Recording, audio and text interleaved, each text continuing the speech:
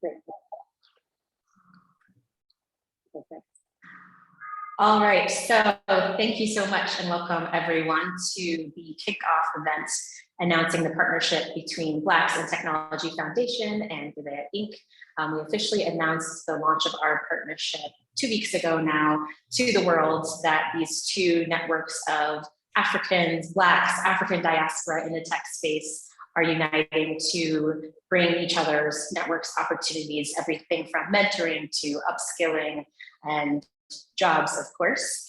So this is our first official event together where we're welcoming and bringing the two communities and our friends together, because we know that there's also a lot of interest from those same groups, whether folks are officially a part of the Gebeya or Blacks in Tech network or not. There's definitely a lot of interest in seeing how they can plug in. In fact, someone who registered asked how can they invest in the organization. So I'll be talking to and following up on the side. So thank you so much for joining us today, whether you're in North America and it's kind of a lunch and learn for you, or maybe here on the African continent, it's kind of a dinner and discussion. My name is Becky Sadiq. I head marketing at Gebeya, and I am currently based in Addis Ababa, Ethiopia, where we're headquartered. I am originally from the US and half Ethiopian, half American.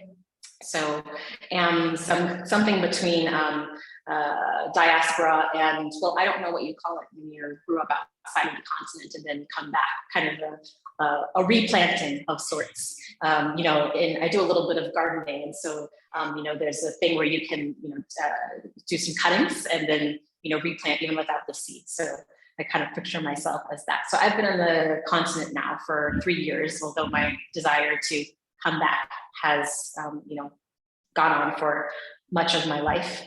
It's been a journey, very exciting, a lot of challenges and growth, and really excited to be part of this experience and discussion with you all.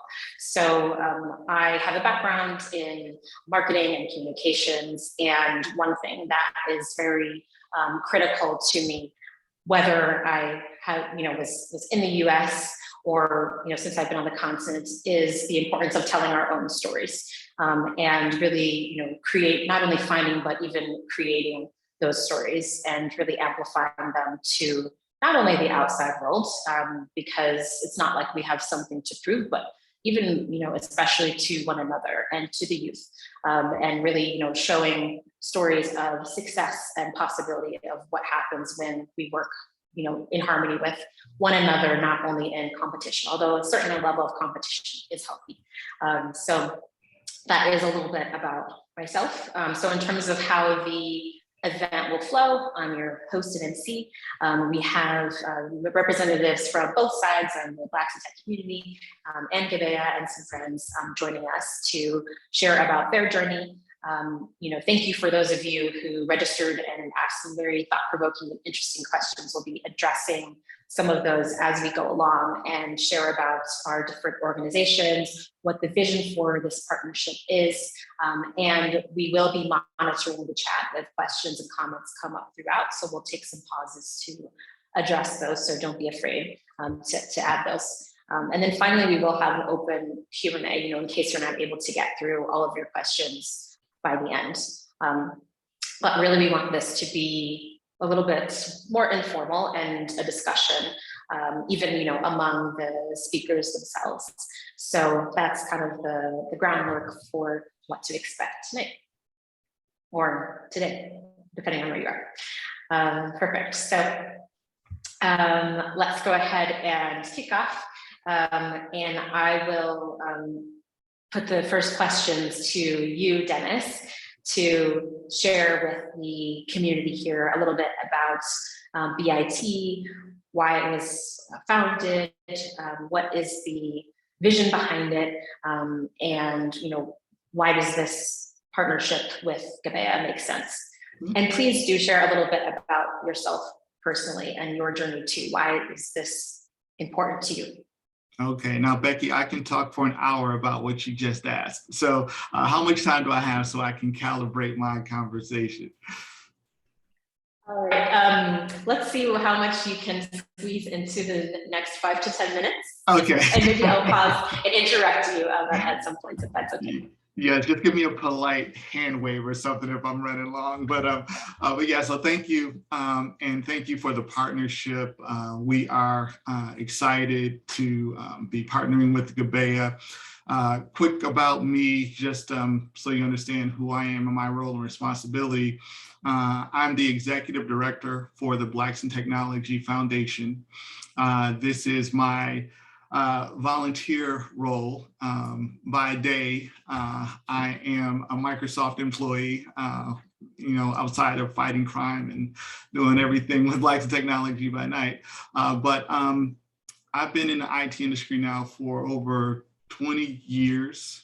I won't say how many years over 20, but when I started, it wasn't a traditional path. And I think most folks can agree that their path into technology typically wasn't, computer science major, graduating with, a degree in something technical related, and then moving into a technical role upon graduation of a university. My background is in education. My tech experience has been pretty much self-taught, starting when I was middle school age. I taught myself how to code, basically learned BASIC on a Commodore 64 computer, and never really looked back. So I've always been fascinated by technology and computers and programming and, anything that could be used as a tool for creativity. So that was kind of my thought, is I can use this computer to create websites or, graphic design work or, album artwork for, my brother's mixtape, whatever it was. I had the tools and the resources to do it, and I liked being empowered. When I realized how much that people in tech made, from, financial standpoint, I knew that solidified that I was doing the right thing and going towards the right direction. Interestingly enough, I thought I was going to be an engineer because I was thinking that this is going to be a way for me to, one, satisfy my mother's, requests, because she said I could be an engineer or a doctor. I didn't really have any other options. It was one or two. But what I realized early on, especially, when I took college level calculus, is that engineering is hard. Calculus is really difficult. And I didn't want to be miserable sitting behind a desk, crunching numbers, and, it just didn't seem to fit my personality. I ended up going into technical sales. So I've worked for a number of organizations in customer facing roles. I've worked for Dropbox and Gartner, Samsung, Dell, Lenovo, a few other big brands. But what I realized is that there are a lot of people with transferable skills and other roles that could benefit from just knowing that these opportunities exist, because I kind of backed into it accidentally. And this is a good segue into Blacks Technology. I was looking for an organization that I could help other people, realize their potential. Say, hey, this is something that you can do. And by the way, I don't work really hard and I make good money. So if you want to get in, I'm trying to, provide opportunities. And Blacks in Technology as a brand has been around since 2008. In 2017, they had their first conference. I attended the conference in 2019, and that was my foray into the organization. And it was in Minneapolis, Minnesota. And if you're not familiar with Minneapolis, Minnesota, it is near the Canadian border. It is cold in October when the conference was. And I was surprised at how many Black people were at this conference for other tech people in the cold, but it was great. And I saw people who looked like me, who talked like me, who had the same interests as me. And I wanted to do something, in my area. And at the time I was living in the New York City region, working in IT. And I just assumed that there was a chapter already there. And when I asked Greg, the founder, if he was interested in having me join the chapter in New York, I was like, I'd love to join. How do I get involved? He said, there isn't one, but you can start one. You know, and I was like, well, I don't know anything about organizing a chapter, but I'm willing to give it a shot. And I grew the New York City chapter to over 1,600 members before being tapped to be a part of the leadership of the organization as a board member, and then as executive director leading all of our chapters, which include you know, half a dozen chapters on the African continent.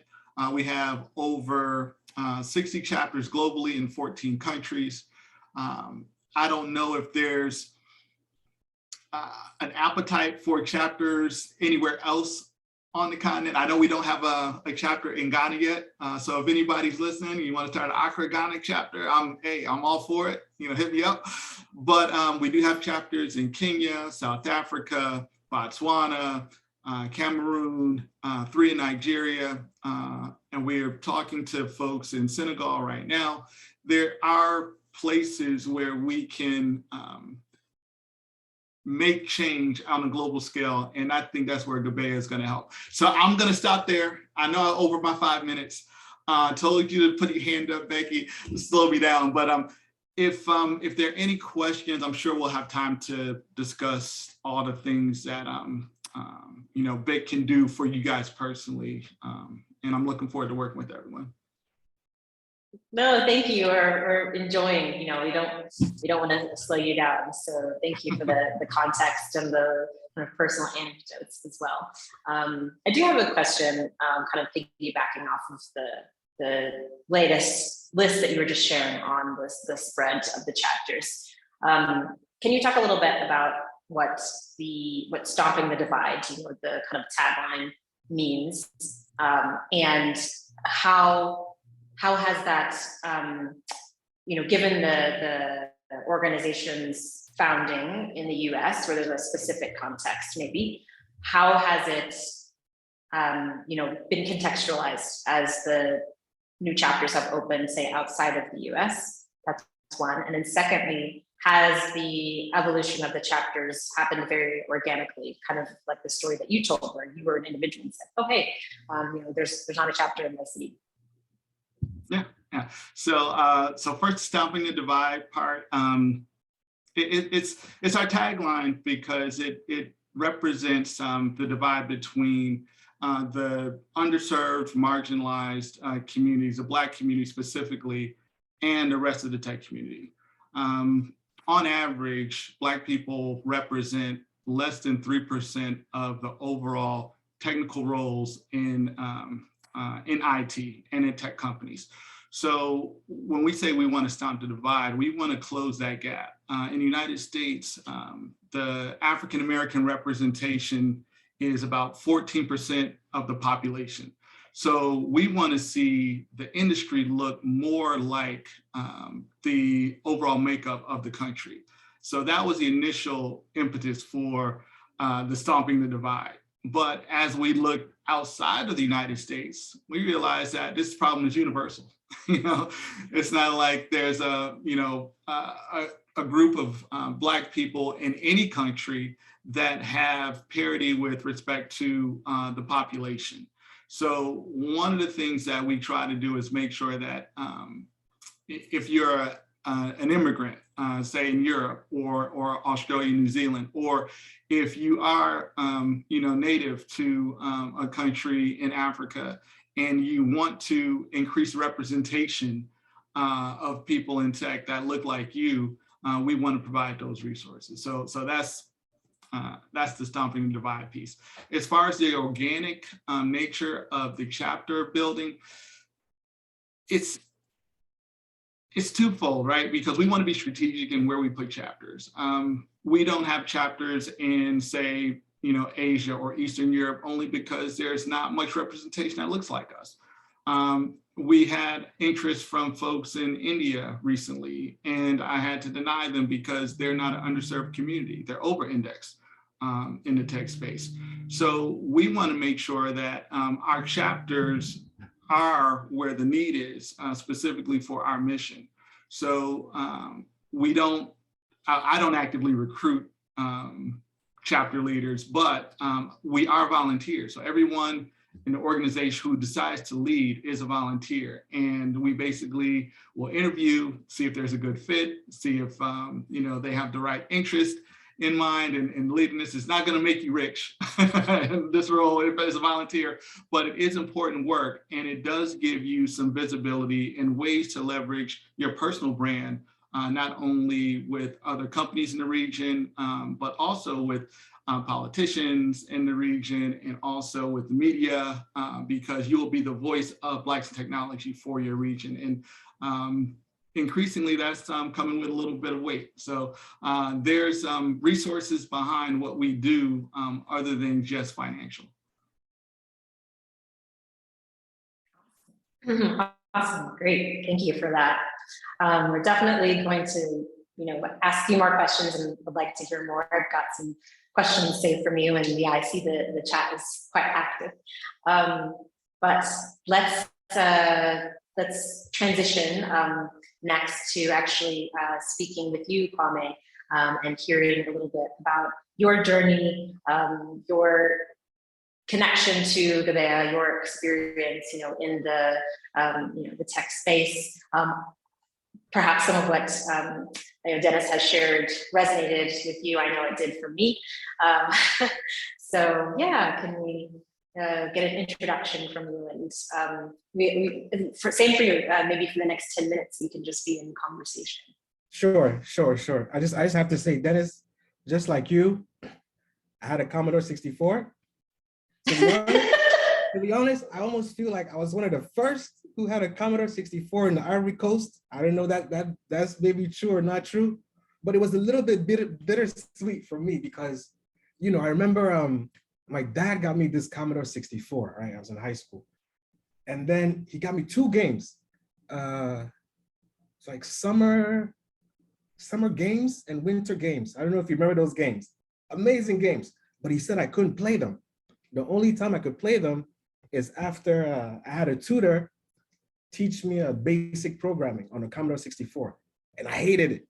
I hated it because all my friends were playing outside, riding their bikes and the skateboards. And I was over here with this guy like teaching me how to do programming on a Commodore 64. But looking back, it was actually, I'm very thankful that my dad was a pioneer, because at the time I hated it, but that's actually how I got into the tech space, So for all those people chatting in the chats about the Commodore 64, we should probably start a Africa Commodore 64 group or something.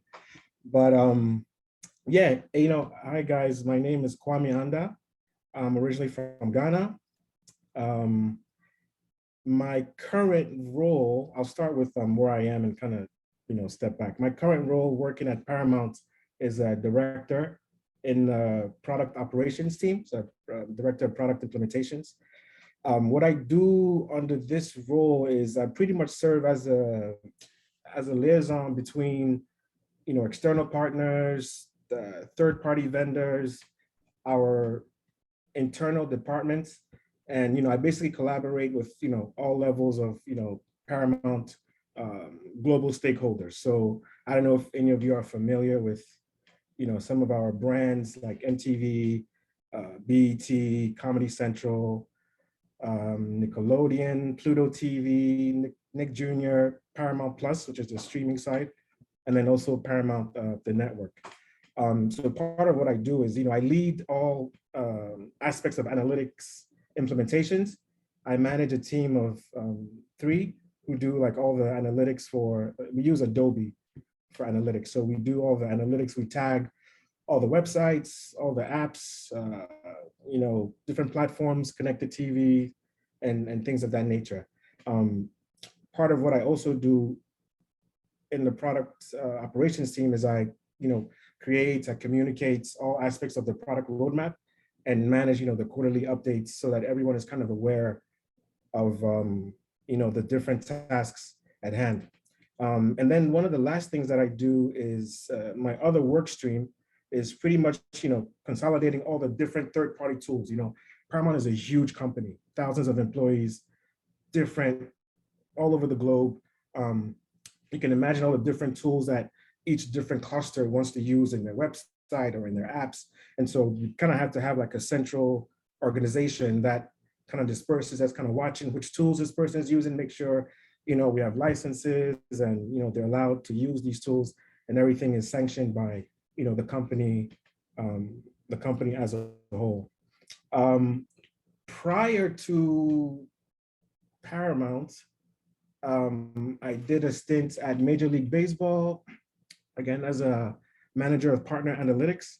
So basically doing the same thing, implementing Adobe Analytics on different partner brands. So a lot of people don't know Major League Baseball has a different arm called Major League Baseball Advanced Media, who basically do a lot of the digital assets for other companies. So what we did was we managed the analytic implementation for, HBO Max, HBO, NHL, PGA, a lot of other bigger companies who maybe didn't have the capacity or teams to, do the whole software lifecycle of analytics implementation. So that was very eye-opening. And then once I left Major League Baseball, well, actually I didn't leave. I was kind of tapped in to project manage the creation of Disney Plus.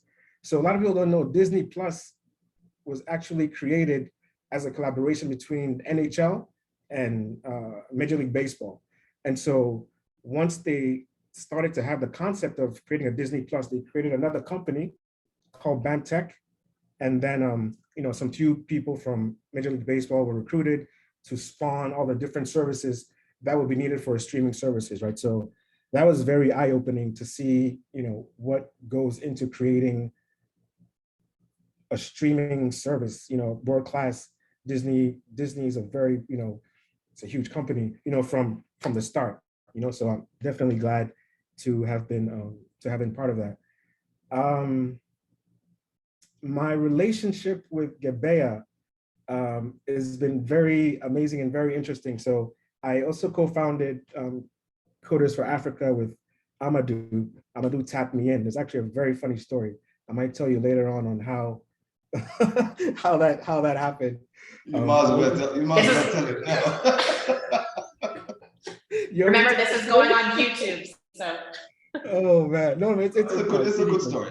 It's a funny story because I was okay. I'll try and make it really quick. So I'm just hanging out, chilling out with then my girlfriend, who's my wife now. I get this phone call, and it's this gentleman named Amadou, and he says, "Yeah, hey, Mr. Kwame, how are you doing?" I mean, he didn't call me Mr. Kwame, but he was like, "Kwame, how are you doing?" At that time when Amadou called me, I was doing some work with Princeton Plasma Physics Lab and the Department of Energy. I was basically marketing one of their software tools for them, right? So there was a lot of buzz. My name was, in the ether and all that stuff. So Amadou somehow got a hold of me. He's very good at doing investigative work. He got a hold of me and he called me and he said, "Yeah, I'm embarking on this Pan-African project." He was very convincing, man. And we're trying to train X amount of African software developers by X amount of time. And, he gave me the story. He said, "Are you willing to join?" I said, "Man, this is an amazing project. Of course, count me in." And then, got off the phone. And so my girlfriend at the time says, "Oh, who was that?" And I'm like, "Oh, this gentleman named Amadou." And she says, "Amadou?" I'm like, "Yeah." I just, "Amadou who?" I'm like, "What do you mean? Like, what does it matter?"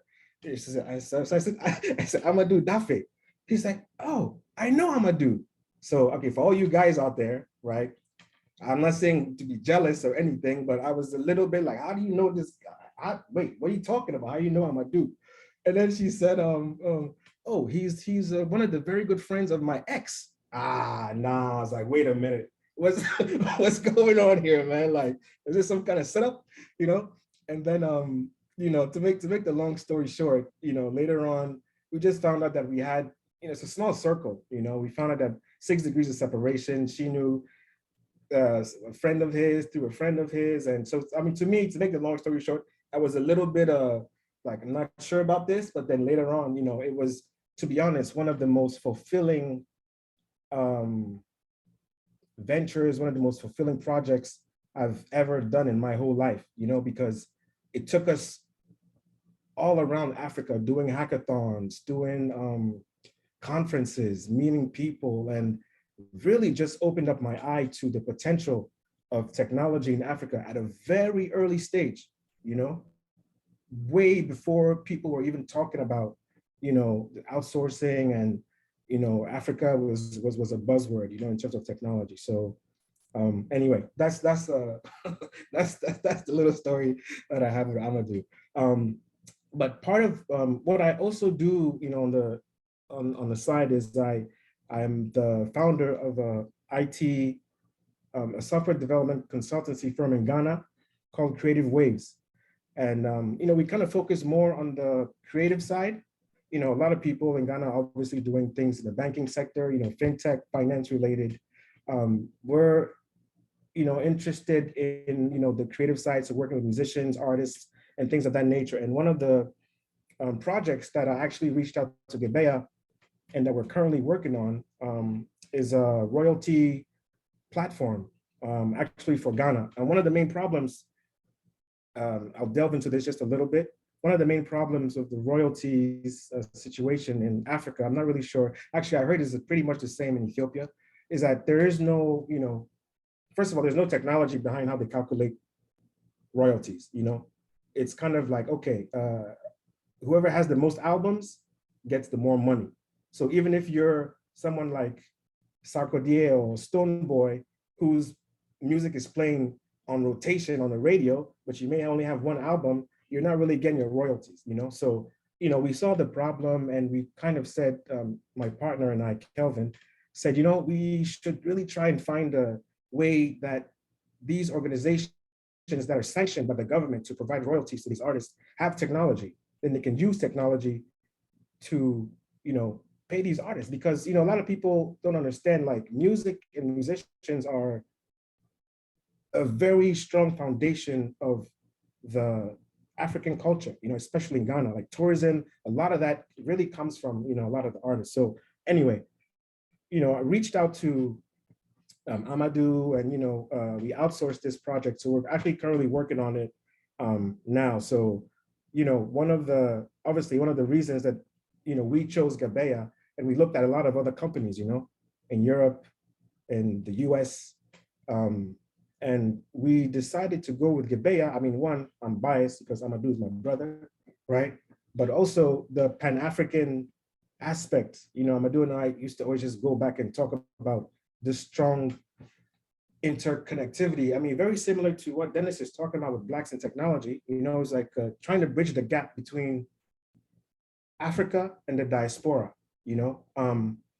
But that strong sense of pride, you know, within the technology sector and the Pan-African sector is something that, you know, we live it. We've lived it. We've been doing this all our lives. And, you know, for me, it just made perfect sense to go with Gebeya, not only because of the Ethiopian link, you know, there's also, my dad got a scholarship from His Majesty, His Imperial Majesty, Haile Selassie, to go to Addis Ababa University. This was in the 60s or so.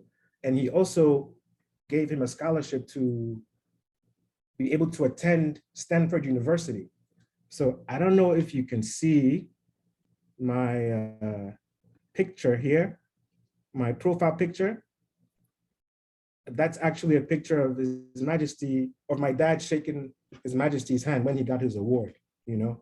And so, you know, I've always had a affinity towards Ethiopia, you know, for whatever reason, you know, the Pan-African reason, and Kwame Nkrumah, Haile Selassie were very fundamental in, you know, creating the first ideologies for Pan-African continent, you know what I'm saying? So, you know, those are part of the reasons, but not only that, you know, just, you know, knowing Amadou, knowing his work ethic, and, you know, knowing, you know, what he started, you know, it was just a way to give back as well. So, you know, that's kind of my tie with Gebeya, and kind of what, little bit of what we're doing currently in terms of work together. So I don't know how long I've been talking for, but I'm going to pause there. If you have any questions for me, please go ahead. Wonderful. Thank you so much. you had us, laughing. You had us connecting. On we felt like we went on the journey with you. So, yeah, definitely some great points there. And yeah, it's interesting to, excuse me, see how it all ties together. As you said, the kind of Pan-African approach. What it is that tech can enable. How it can really be such a powerful force for getting, artists what they deserve, helping them make a living. There's so many, as Dennis said. There was something, Dennis, you'd said that I wrote down. We talked about technology as a tool for creativity, which perfectly connects to Kwame, what you were saying, but also, that it's empowering. So very relevant. Thank you. We'll next go on to hear from one of the Gebeya talents. If I can ask you, Efri, to turn on your video and share with us a little bit about your journey, how you got into freelancing.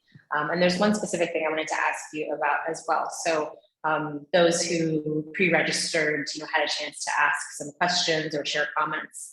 And one thing that was really interesting is that both from the Blacks in Tech side and the Gebeya side, multiple people mentioned an interest in either serving as a mentor or being mentored or receiving, mentorship. So I'd love to hear from you if that's been a part of your journey as well, and if so, how it's been related. So why don't you introduce yourself, what your specialization is, and how you got plugged into Gebeya, your journey.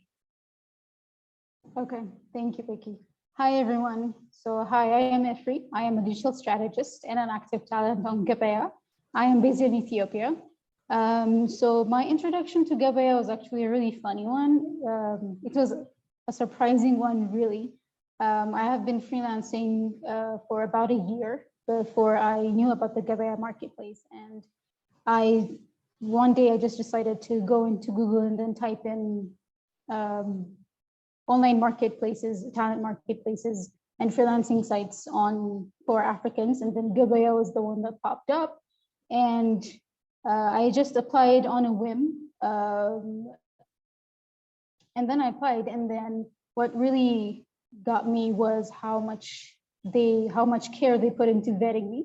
So after I had applied, in about a couple of weeks, I think, I was reached by a team member of Gebeya, where I went through a couple of rounds of interviews with the experts in my industry.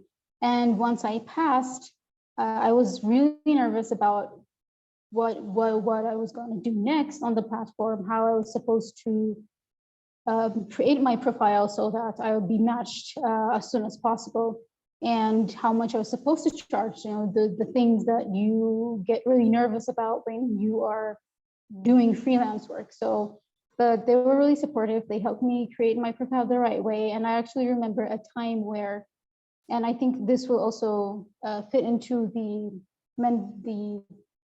impact of mentorship the impact that mentorship has had on me. So it's not a really long mentorship story, but I remember someone from Gebeya team calling me to tell me that that I needed to make time because Becky would be contacting me to help me to give me a few pointers on how to better my profile so that I get matched. And I was really surprised because I knew she was the head of marketing, and I was so stunned that she would make time out of her busy day to speak to me, a random talent, as I thought back then, on the app. And it was after that then I realized that there is no such thing as random talent when you come to Gebeya, and that's one of the things I really appreciate, because they're really hands-on. They really care about the talents, and they take the time to show you that they care and to help you in each stage of the journey. And then soon after, I was matched with a couple of international companies where I got to coach startups, which was also a dream come true for me, since I've been trying to do that for about a year with no luck on my own. And so that was really rewarding. And in terms of I mean, I think we're used to, especially as talents, we're used to being mentored. Even if we don't find, an actual coach in real life or find them online. Either ways, there are certain coaches that we look up to, or certain people in our industry that we look up to, that we take their trainings, we try to follow them on social media to try and capture whatever knowledge we can get. So that does really help. It tells you, it shows you how human they are. And so it also makes you feel okay that you're human as well. And then when you are also being the one that is being the mentor, like I've seen with clients that I've worked with Gebeya, it's a really, really fulfilling moment for me. It feels like my life has impact. And especially when you know what you're doing, and when you can clearly articulate that to the next person, or you can show it to the next person that you meet, it tells you exactly what you need to know about yourself. So in mentoring, it's not really you mentoring. It's not just you mentoring the person that's in front of you, it's you mentoring both yourself and that person as well. You get to see what your strengths are, you get to see what your weaknesses are, you get to see how you feel. And it's really one of the most joyful things that you can do. And now I try to do it as much as I can, especially since that one client that I've had through Gebeya, I've seen that it's a really, really fulfilling,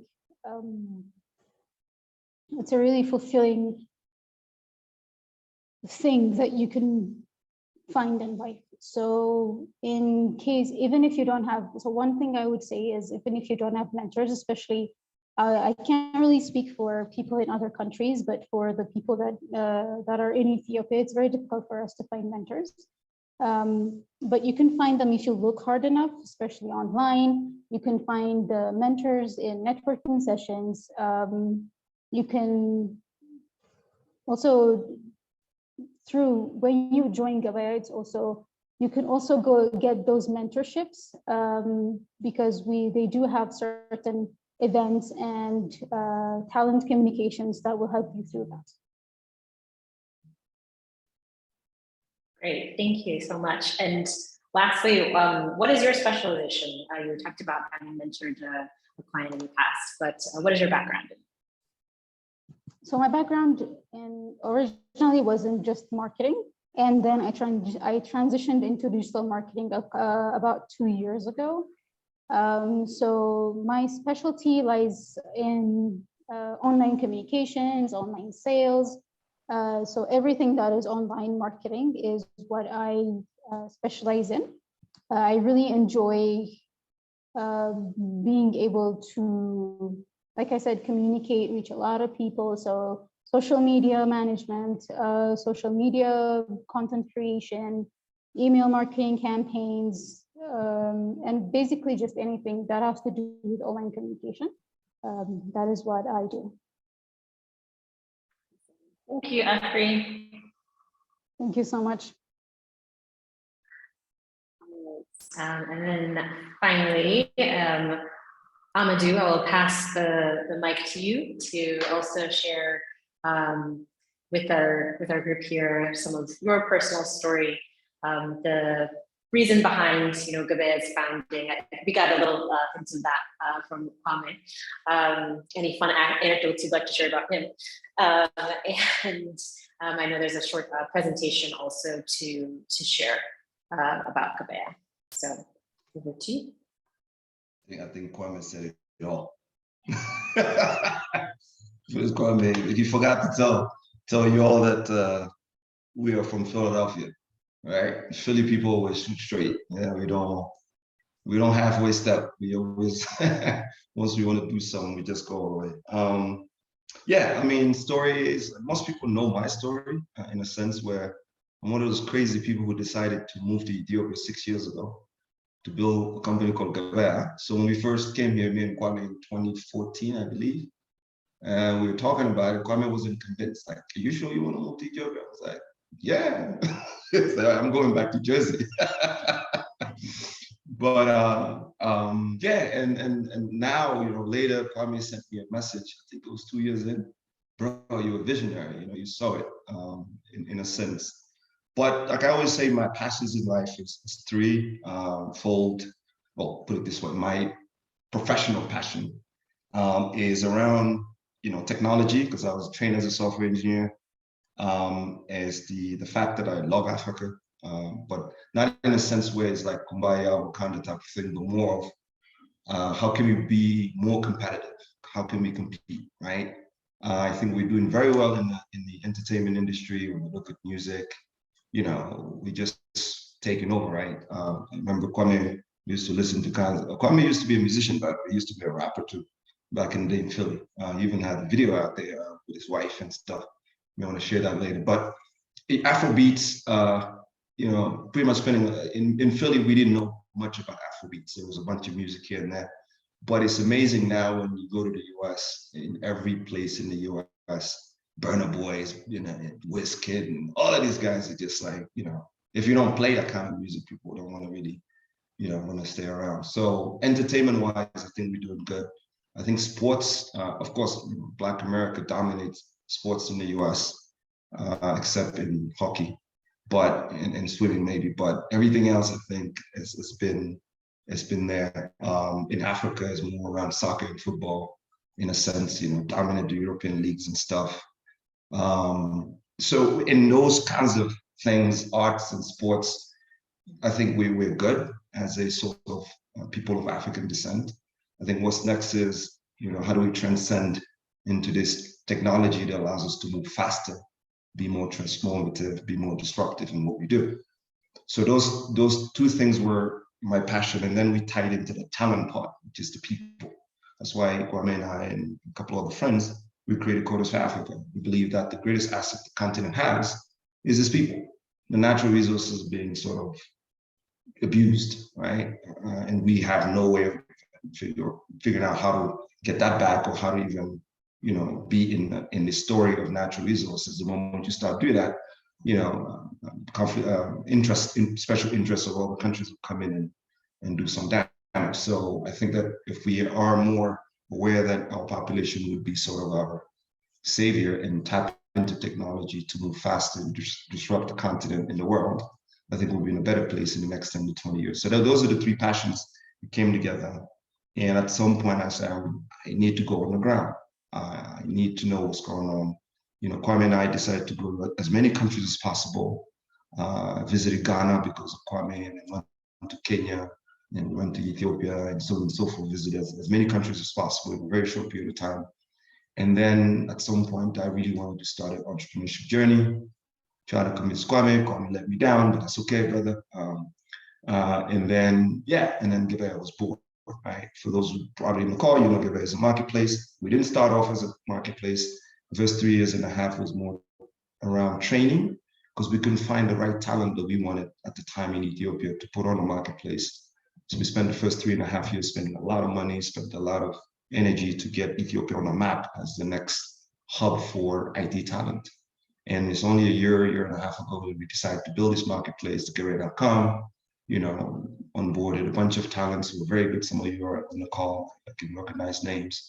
And then now the challenge is making sure Gebeya becomes a reference point in terms of freelance marketplace for the world. We're trying as much as we can. I think we launched our marketplace version 6-7 months ago. It's picking up. Most of our talents are seeing matches and stuff, and some of them are getting jobs. Like if we was telling you, eventually we'll be where we want to be. So that's pretty much the story between, the vision that I had and where we are today, in a sense.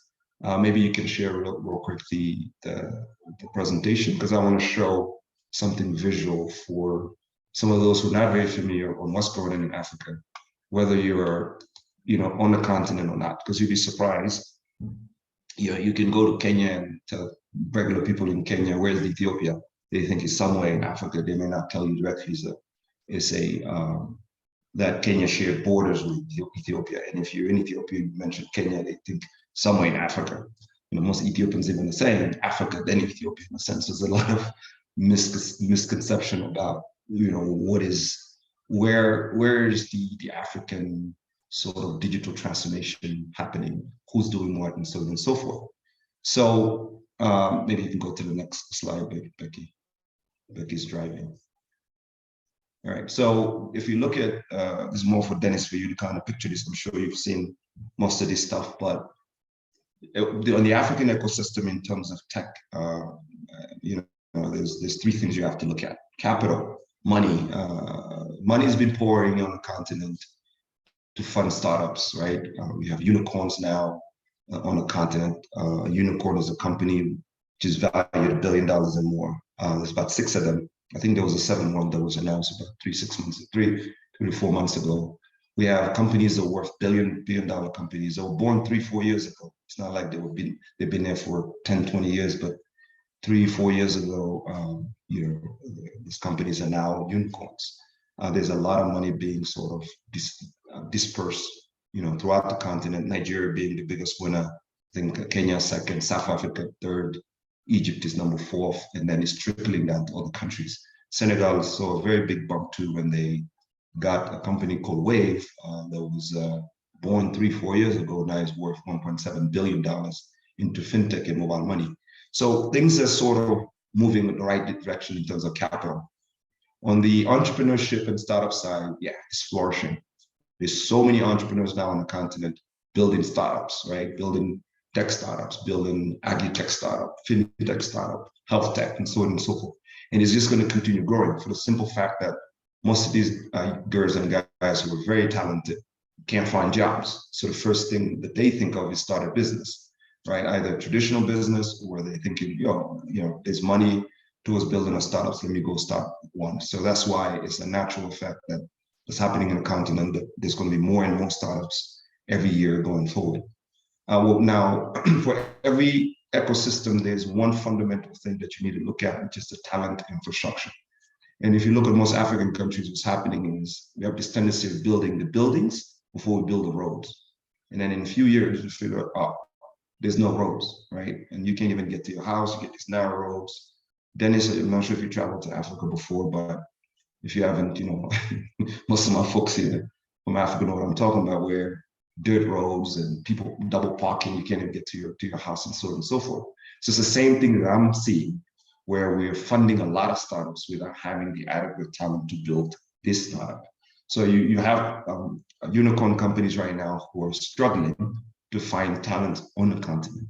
So what they end up doing, like Kwame said, going to Ukraine or some of these countries, Eastern Europe or Asia, to hire talent to build a solution for an African problem, which has 2 problems. One is very costly, right? Because you take in your local money, say in Ethiopia, better, if you're in, I think in Ghana it's called CD, if I remember correctly. And then you want to pay someone who lives in, say, I don't know, Poland, thousands of dollars a month to build your product. That's not sustainable. Doesn't even make sense, right? So what we need to look at now, what is the talent infrastructure looks like in Africa? So Google went out and did a big research with Accenture. It came back, told the story that there's about 700,000 software professional developers on the continent. This is not just in 1 year. This was, I guess, since 10 years up to today. And I was everybody was kind of maybe happy that this happening, but I was like, that's not good, because we know that 700 out of the 700,000, only a small portion are the one that are actually capable of building solutions for these companies, right? 80% of these talents are entry-level juniors, right? And then the number of schools also are not really, the schools in Africa are not really equipped to build this next generation of talent these unicorns or these startups need to have. So there's this is why we're saying the talent infrastructure in Africa is lagging. And I'll tie it up to BIT in a minute or bit. And I think, Becky, you want to go to the next slide? So then you run into this whole problem of hiring in Africa. Now, I do recognize that this is not specific to Africa. I'm sure, Dennis, you may agree with me that hiring is a pain everywhere now, especially for tech talent, right? To a point where even Apple, a month ago, Apple was giving out $200,000 bonuses to employees to stay. Think about that. If you're a small startup, you think that you're trying to retain your top engineer. Apple is paying these guys $200,000 just to retain them. right? Because with COVID, everything got accelerated in a way where people are used to working home, they have options, so many different things that kind of disrupted the entire way of working in the future of work. Hence why there's this hashtag called future of work. So there's a lot of issues. So if you think it's bad in the US or Europe and so on and so forth, imagine how bad it could be in Africa if you have 700,000 tech talent in a population of 1.2 billion people. Thousands, if not millions of companies are looking to get this talent. And then you have multinational companies like Microsoft and Google now who are building localized companies within the African continent, between Nigeria and Kenya. When they came in, they poached pretty much the best talent you can find, for example, in Kenya and Nigeria, pay them very high salary, a lot of benefits, and so on and so forth. So it created a vacuum for the businesses who want to hire these senior or very expert-like talent. They can't afford them anymore. So that gap is creating now a talent war, where telecommunication companies like Safaricom in Kenya is struggling to actually get the talent. They even had a webinar like this one to discuss how they're going to counter what Microsoft is doing in Kenya. So this thing is going to get worse and worse in a sense, and it's going to create a bigger gap. The good news is, though, we have thousands of people graduating college every year in Africa in STEM in general. We just need to have a plan to figure how do we ramp up these young girls and guys in the next 2 years to have at least enough intermediate talent pool that can service our needs as companies in Africa, but also be able to support what's going on outside Africa. Because what's going on right now, every other week you see a young talent in Africa who's a developer or even a product owner or that type of jobs. They just announce on Twitter, oh, I just got my kit from the Silicon Valley, my employment kit from the startup in Silicon Valley. They gave them a brand new Mac, a lot of swags and stuff that they posted on Twitter. So now we have talents who, because of COVID and remote work, who are very good in Africa now they're working for companies outside of Africa. So you can see this problem ramping up, and we're going to run into another sort of big problems that's going to add on into the problems we already have in Africa. So Becky, can you go to the next one? I think it's the last one. So the good news is there's players around this thing, right? Around this tech talent infrastructure we're talking about, right? Gebeya, it's been there with Pan-African by default. As you can see the story between me, Kwame, coming to Ethiopia, and friends who convinced us to go to Kenya and Ghana and so on and so forth. We understood that this company has to be built very quickly in a Pan-African fashion, but born and sort of launched in Ethiopia for multiple reasons. I can answer the question later why Ethiopian, but it made so much sense when we thought of it because of the population side, the fact that it hasn't been tainted with a lot of the Western views or politics or things. We can sort of build this company quietly without being bothered for a while. I bet that if I had built the same company in Nigeria, it would have taken a different story in a sense where I would have probably have to compete with another company here that you see here called Andela, which pretty much do the same thing with some nuances where now they are a unicorn by the way. I think they're worth about $1.5 billion. So people think Gebeya is going to be there soon, but so they built the company out of Nigeria and span across the continent. At some point, they realized it wasn't working, so actually sort of left the continent in terms of talent and went to South America because they were looking for that specialty type of talent that I was telling you about. But they're doing their part. They kind of at least put Africa on the map with a lot of money. I think they raised over $300 million to show the world that Africa has tech talent. So they've done the work for me in terms of publicity.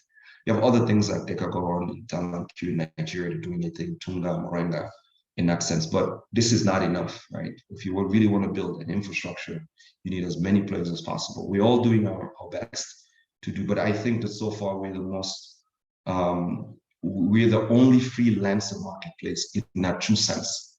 The others that have a combination of training, of being sort of a managed services type of thing, consultancy role, but we are the true, and we want to be the true freelance marketplace with thousands of people across the continent and across the waters towards America, Europe, and even the Caribbean, and bringing people of African descent being able to offer their services online to the world. So that's the presentation I want to give you, so you can kind of see the perspective and why it even makes sense to plug it into Black in Tech, which is a community of people who are in tech, who can either mentor this talent that's just bubbling up in Africa, like Effie was saying, or some of them do have projects that they want to build, and they usually go to India or other countries. Like Dennis was telling me, his first reflex was to go to India because he didn't know that there was freelance marketplaces in Africa. So there's an opportunity for them to do that. But most importantly, as well, some of these members of BIT can join the Gebeya freelance marketplace to offer their services, because some of these startups are looking for diaspora people to actually help them build their companies. Like, it's very hard to hire a CTO, Chief Technology Officer, in Africa. They just don't room around, right? So, finding someone who work, for Microsoft or some of these, nice companies in the US, but willing to sort of change the environment and learn something new and do something a little bit more impactful, because Microsoft have done it already. There's a chance to see, well, what are the different startups in Africa that can afford my pay, give me benefits, and so on and so forth, that I can plug into. So that's that bridge we're trying to sort of put together between what Gebeya is doing and what BIT. I think I went over 10 minutes, Becky. I apologize for that, but I'm done. We're doing okay on time, thank you. There are a couple of questions here in the chat, which we will get to. But before that, I wanted to address some of the questions that were submitted and kind of close the loop and bring it back to Dennis to kind of pick up where Amadou was talking about the kind of potential synergy between BIT and Gebeya. Why is this partnership important? What kind of impact do you see it having? I mean, I think you spoke earlier, really quantifying what stopping the divide could look like in terms of, even percentages, I think at minimum of, Blacks working in the tech space, being representative of the population. I think that's a great starting point. But yeah, what are some other kind of metrics of success that you see potentially coming out of this, and where, you told us anecdotally, as Amadou mentioned, that you have had some folks kind of poking you on the side and saying, this project, this passion project, I'm doing my day job, but then, I really want to do this other thing. So can you share a little bit about that? Yeah. So it's exciting to me because our member base is so diverse. We have over 17,000 members in our community, and we have entrepreneurs who, self-identify as entrepreneurs. So they know they want to start a business. And a lot of times they'll come with the idea, but getting the idea to a functional product and a working prototype is different than a lot of people expect. They thought, hey, I'll just go into the Slack community, say, hey, I'm working on a project, and people want to flock to my vision. Not necessarily the case. People are very skeptical, and any competent, programmer, designer is going to be hit up all the time with, hey, trust me, I'll make you rich if you just work for free. They've been there, done that too many times, and people are jaded. So what ends up happening is these ideas that might have, some legs and might actually, have merit, don't go anywhere because they don't have the resources to get them off the ground. And whereas, and this is going into the capital conversation, whereas capital is easily available for, people who aren't Black, quite frankly, look at any other, ethnic group, it seems like everybody can get money but us from, the traditional means. And we traditionally don't have the resources to pull from our friends and family to develop that first product, that MVP, that minimally viable product that will, get the attention of traditional venture capital. So all that to say is that Gebeya fills that need very nicely, because now, you can choose freelancers who look like you, who have similar, either social or, ethnic identification, and get them to help you develop your product. To me, that's probably the strongest thing that I can say that the partnership is gonna enlist is the fact that now, as opposed to, searching up random people on Google, and Amadou mentioned it, as I was trying to build up my startup, I reached out to a freelance group in India, had challenges with language, with culture. They, ultimately didn't deliver what they said they were going to deliver, and I had no recourse. I was just out 20 grand, basically. So there are a lot of stories like that because people just don't know. They can't find a talent here in the States and they don't know where to go to find it. So entrepreneurship and bridging that gap is one. Another is the talent of the resources of people who want to get into tech. So there's a lot of people who want to have that first opportunity to develop their skills and they don't know where to start. So by working on a team, on a freelance project or a temporary project, kind of gives them a chance to practice, gain some practical experience, and put something on their resume that hopefully will be attractive to other employers who are looking for similar talent. So we have a lot of people who have these freshly minted skills from the scholarships and grants that we provide for upskilling and retraining that don't know what to do with it. They're like, okay, well, I can't get a job yet because I don't have the experience. How do I get experience? So this is, something that hopefully will help with that. And then lastly, we have companies who work with us specifically for the fact that we can provide them with diverse talent. And I know we're talking to an international audience, but the fact that George Floyd's murder was 2 years ago was international news. I'm sure a lot of you either heard about it or know about the murder by the police of George Floyd.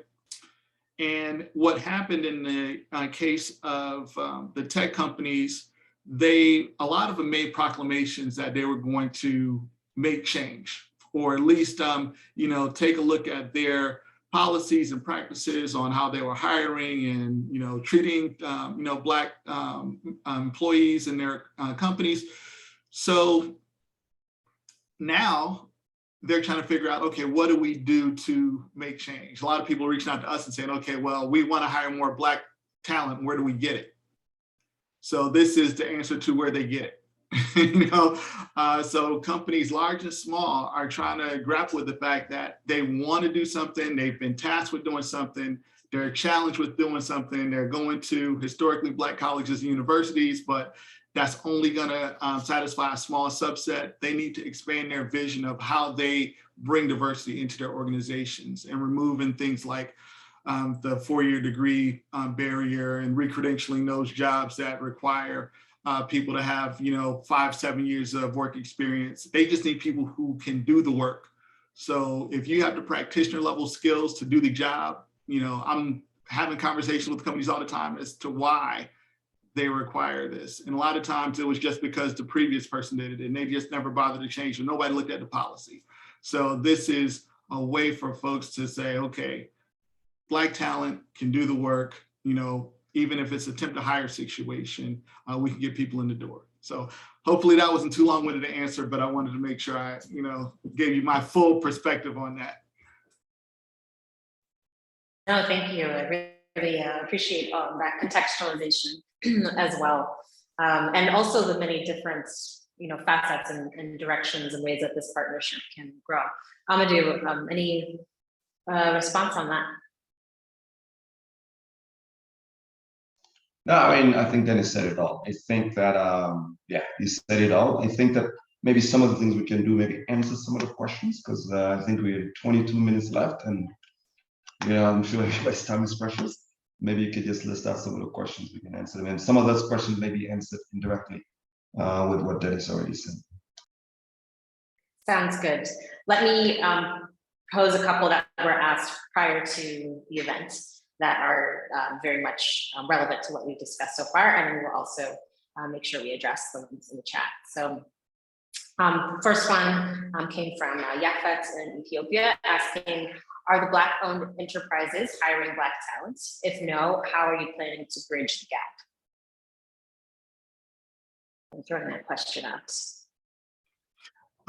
Dennis, I think this is for you, man. Yeah, I was gonna say, and what's throwing me is, Black-owned enterprise, because quite frankly, there aren't a lot, but I can tell you universally that everybody's struggling with tech talent, no matter, if it's a Black-owned company or other.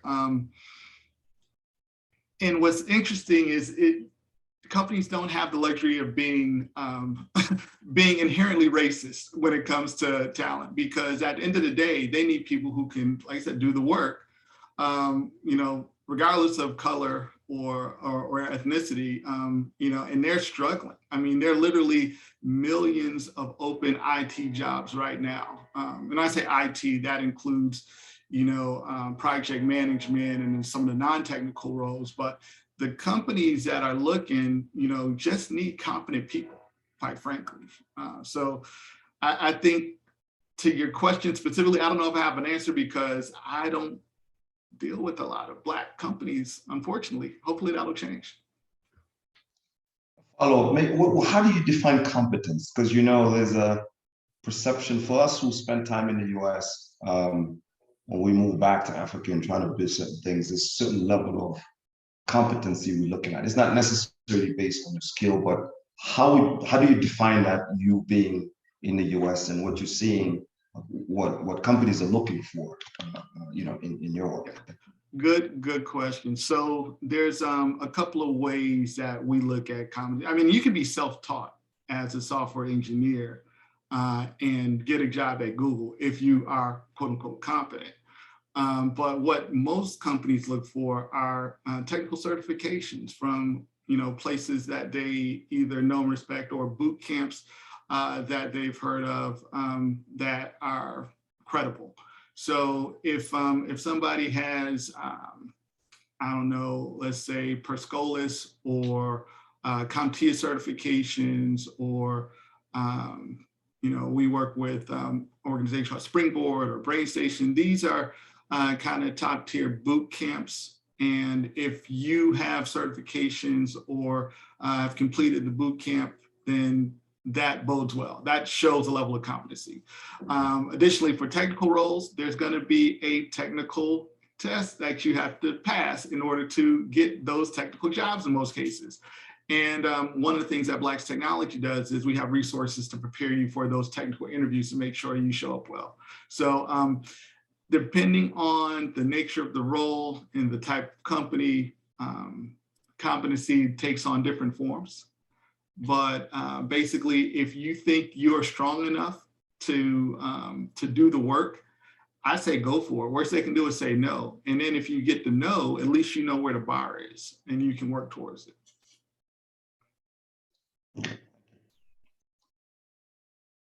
Thank you. So that's actually a great segue into, I'll toggle over to one of the questions that was asked in the chat. That also speaks to some of the feedback we got from those who registered. So speaking of getting talents prepared for technical interviews in order to show up well, Kimberly is asking if we can elaborate on the talent application process and how Gebeya differs from other platforms like Fiverr. And the reason that I wanted to address that question specifically is because one of the registration questions was, what sources do you currently use for finding talent? So some of the ones that we saw frequently were, the usual suspects of Upwork, LinkedIn, personal networks, Indeed.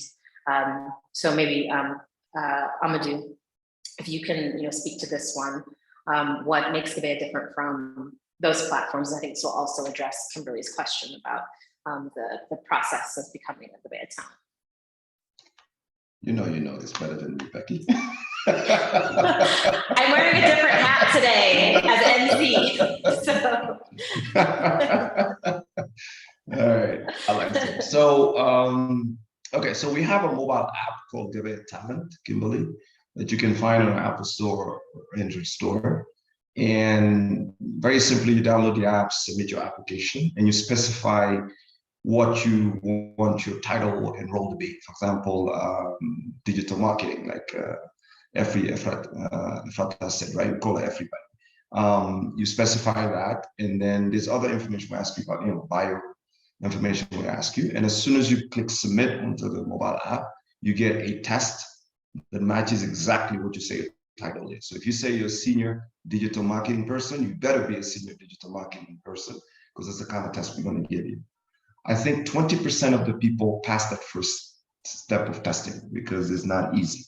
And the way we did this test is actually we took some of our best talent to create those tests biasly to make sure that we don't, pollute, our marketplace with everybody, right? So they're very diligent. They took a lot of time creating this test based on experience. So once you pass that test, there's another test you need to take, which is English test, more of a communication English test. And the reason why, most of the clients who interact with our talent, they primarily English speaking people, right? You want to be able to communicate with them and so on and so, especially just in writing, just communicating back and forth. So once you pass that test now, there's another one called, we call it emotional intelligence test. And we started doing this because we figured our talent sometimes can be introvert, extrovert, depending on what culture you're from. If you're from Nigeria in general, you know how to sell yourself very well. You got that sort of energy of being extrovert, for most of the Nigerian talent we see. If you're from Ethiopia, it's a totally different story. Very quiet, very humble, want to see what's going on first before you can express yourself. So that, getting that trait out very early could benefit someone before they go to an interview. Last but not least, I think we also do aptitude tests. So between all of those tests, it takes about a week. It depends on how responsive you are. And then you get to what you call an interview with a subject matter expert. That's what Ifri was saying. You get interviewed by someone who's already on the platform, who really know what they're doing, to validate all the tests you've taken and make sure that your CV, everything is in line. And then after you're done with that, then you go through our operation team, who actually turns on the light, and then you're live onto the platform. We also help tune your, how much you want to make, some of these things that Becky was talking about earlier, make sure your profile is on point before a client actually sees you. So how are we different than Upwork? From what we know, Upwork doesn't go to that length, for example, in terms of vetting. That's why they have millions of applicants, right? I think I still have an Upwork account from back in the days. Fiverr is more of a competition type of thing. So they don't do much vetting. You get the job based on how much you compete, right? So I submit a logo design, the best that actually does it gets the job. So the vetting process for us must be very hard for the candidate, for the simple reason that we are saying we're the best of African talents, and we don't want to ruin the brand by having that talent work for a client.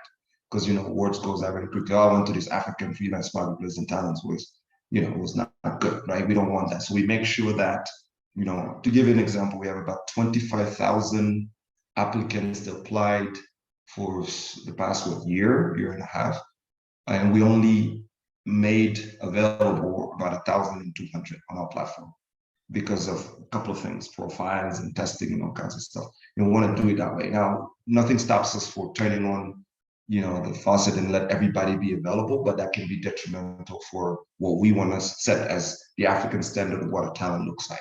I hope I answered your, the question, Becky. Did I miss anything, Becky or Ifri? No, that's great. Thank you. I see a few follow-up questions that are very specific to the application process. But I'd like to address those separately, if that's all right with you, Kimberly. And okay, I'm just checking there on the chat. Perfect.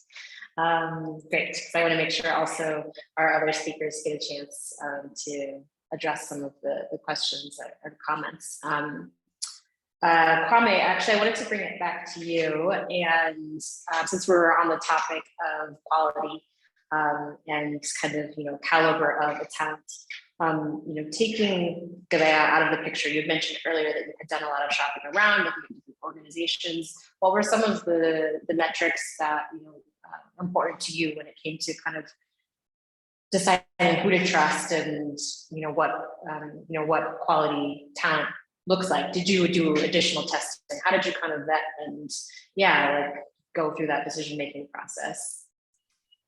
Yeah, no, that was that one is definitely, one of the most important things when you're looking for talent, right?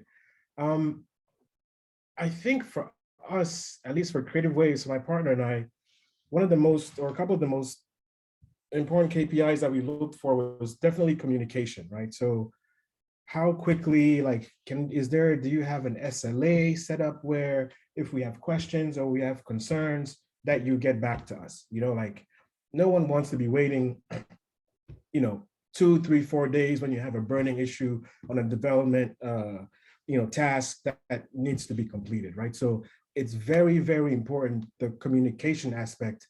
Not only you're dealing with different cultures, 5,000 miles across the sea, communication is very, very important when you're, doing a technical project, right? So that was definitely one of the most important ones.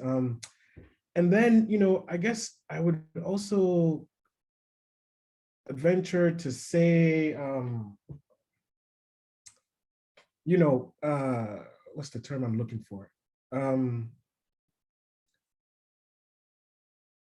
Basically how the roles of the project manager are within the project itself. You know what I mean? So you have technical people, you have business people. Most of the times, these people don't speak the same language, right? So you need to have someone who's playing the middleman, who's like, okay, this is what the technical person is saying, business guy, you get it? No, okay, let me translate what this says. And then the other way around, okay, business guy, this is what the technical person is saying, do you get it? No. So, it's very important to have those types of people. And that's why the vetting process that, Amadou just described is very important. All those different, like the emotional side, all those different aspects are very important because you kind of get to know what kind of person to put in what kind of role, right? So, with us at the beginning of the project with Gebeya, and you go through all types of hardships. When you start working with people that you haven't worked with before. I think for us, we're very in tune with the software development life cycle and technology and people as well. Because behind the technology is really people, right? At the end of the day, is human beings that that you're dealing with, tech aside. You know what I mean? So it's very important to understand what makes people tick. And for me, a lot of the projects that we've been on, initial maybe first week or so, there's always, like, I don't want to say tension, but there's something that goes wrong and you're trying to figure out, okay, how does this work? Who's the person that takes care of this? And what's the process for resolution? So, once we had all those things figured out, it becomes more of like a well-oiled engine. You know who to go to when you have problems, and then it reduces the amount of time, the amount of stress, that you have when you're going through those processes. So I don't know. I hope that answered the question. Yes, definitely. Thank you. And is answer some of the questions that came in advance, which some of the talents were asking, how do I get started? What are some advice, as a freelancer? And so I think the core message that you were, going back to was communicate, professionalism and that communication, those so-called soft skills. So straight from the mouth of a potential client. All right, so there's one recent question here from Preston, I hope I got that right, from Cameroon, asking Dennis, you mentioned you have a branch here in the country. Can you talk more about it? I'd like to go there sometime. Dennis, you're muted. Yeah, I was just typing a response to that question, actually. So we do have a chapter in Cameroon. It's in Douala. And for anyone who wants to join a local chapter, all you would need to do is join Bit. It's free to join. I'll drop the link in the chat. But once you join, you can designate the chapter you want to be associated with. And when you do, you'll receive, information on local events, if there are going to be any type of, physical meetups or virtual events, as well as different region-specific programs. So I encourage everyone to join their local big chapter. And if there's not a chapter in your region, you can join as a member at large, or you can request to start a chapter. We don't accept all chapter requests, but if it makes sense, we'll definitely have that conversation with you. But yeah, I'll drop that link in the chat here so everybody knows where to go to join. Great, thank you so much. I'm going to do a quick check to see if we addressed all the questions. I think there was maybe one more that I want to double check if we were able to get to it. So there was one question addressed to you, Amadou. You responded on the chat, but I don't know if you wanted to speak on it as well with our last few minutes here, from Dagmine asking, how good are talents from Africa and how good do you think we are at delivery? What gaps do you see? How far do you think remote jobs goes to Africans? Okay, so that's like 4 questions. So I think the overall kind of question, behind that is, maybe going back to your presentation and talking about, you use the word vacuum. Yeah, how are African talents performing? What gaps have to be filled? They are so good, Dagan, that there's German companies that actually come to Africa, specifically Kenya, and poach guys and take him to Germany. That's how good so it's not about even that question of how good African talents are is not a question anymore. Like Dennis said, talent is global now, and remote work and COVID proved that. When we deal with our clients, they don't care, if the talent is African. I had a call with a German company about 2 weeks ago. Somebody told them that, they were looking very hard in Eastern Europe. They couldn't find the right talents, or they were overpriced. They said, what's the next option? Somebody told them, hey, why don't you go to Africa? There's a lot of African immigrants down in Berlin supporting some of these startups. Some majority of them come from Kenya for some reason. Why don't you look there? So, and then he hit me up on LinkedIn and said, I know you have a talent company, what have you. So I very quickly demonstrated what we have in terms of our marketplace, showed him the rates, all kinds of stuff. He interviewed a bunch of them and loved them. Actually, there was also a client from Malta.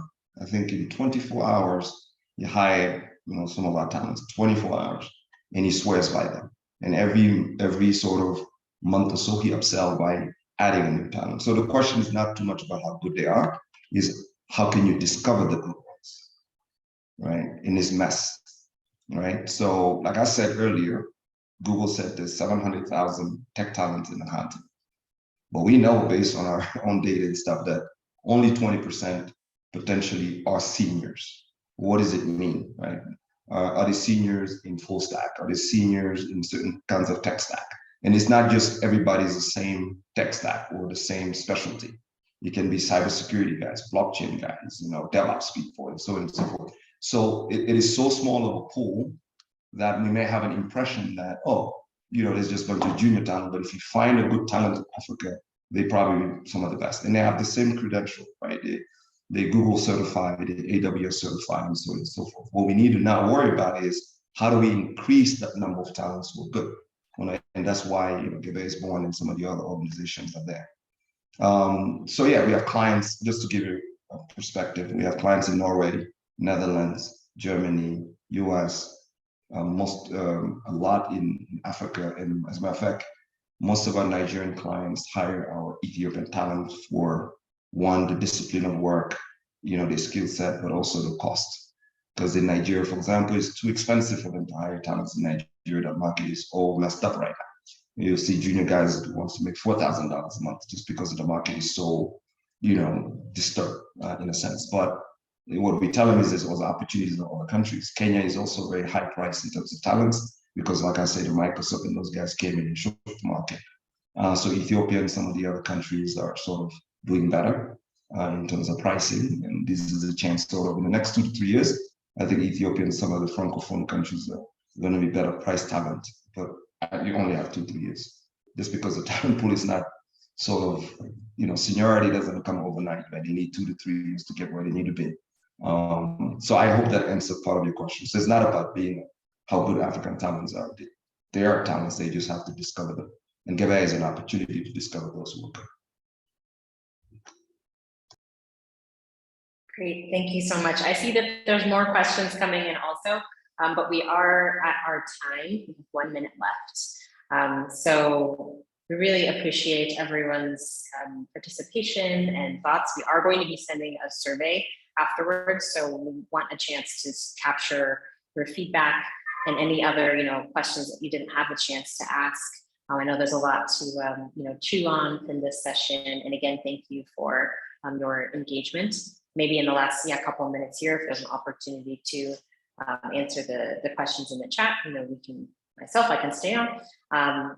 But yeah, we'll be sending that out to all of the attendees and eagerly seeking your feedback, because this is just the first engagement. And that's part of why we're here also, is to really define, okay, what's next and what's the priority for this community, for these joint communities, coming together. So we really appreciate it. Thank you to all of the speakers for your stories, your insights, and really, the reflection on, what this can look like. Really, as I said at the beginning, as I shared at the beginning, for me, it's not only among diaspora, but really creating and building them together, and really just drawing those narratives. And so what Dennis had mentioned earlier about other BITS members saying, oh, I want to work on this side project, but I don't know where to find right people. Like, that's exactly the kind of opportunity where we can co-create these stories. So thank you again to everyone who has joined us today, and please look out for that survey and let us know how we can improve what we did well. And we'll definitely be letting you know about future announcements. Any final thoughts that anyone of the speakers wanted to share? We're 1 minute over, but that's okay. Any kind of quick final. Yeah. I just want to say thank you very much. And I'm looking forward to this relationship and its partnership. I know it's going to be amazing, and we're just getting started. So thank you. Yep, I just want to share that, say, Dennis, you guys are doing amazing things. I know, like you said earlier, like the volunteering space is not easy. I definitely feel you and understand with you, but definitely kudos to you, brother. And I'm excited to see what you and Gebeya are going to do. Really excited about that. Thank you. Yeah, just want to echo Dennis. This is going to be great. I can see the vision. Ready to do some very important work on both sides of the between the diaspora and Africa. Looking forward to exciting times.